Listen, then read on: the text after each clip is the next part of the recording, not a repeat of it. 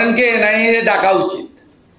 আমি তো সুকান্তবাবু পোস্ট করেছে, আমি তো পোস্ট করে এনআইএকে ট্যাগ করেছি এবং এনআইএ চিফকেও পাঠিয়েছি।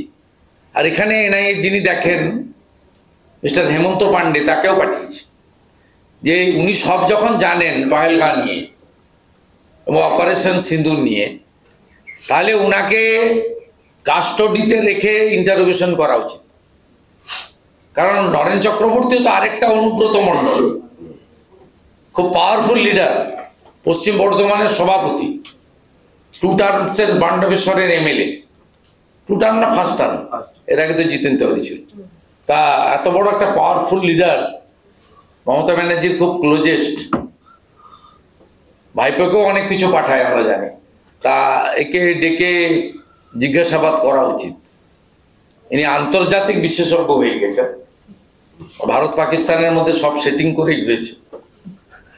মালের দায়িত্ব আরো এর বলেছেন যখন, এবারে আপনাকে প্রমাণ করতে হবে।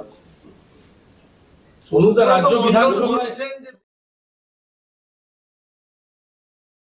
তার ফোন কোথায় রেখেছেন সেটা নাকি মনেই করতে পারে। মমতা ব্যানার্জির বাড়িতে আছে।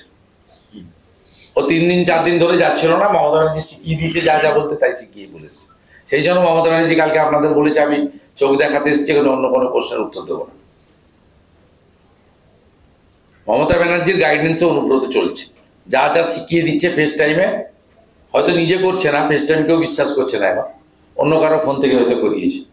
ববি একটু বলে দিবি তো অনুব্রতকে, এই করবি, এই করবি না।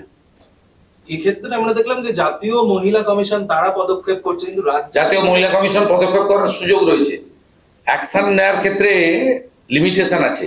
পশ্চিমবঙ্গে জাতীয় মহিলা commission, SC commission, minority commission, ST commission, কারোরই কোনো রেকমেন্ডেশন ইমপ্লিমেন্ট হয় না।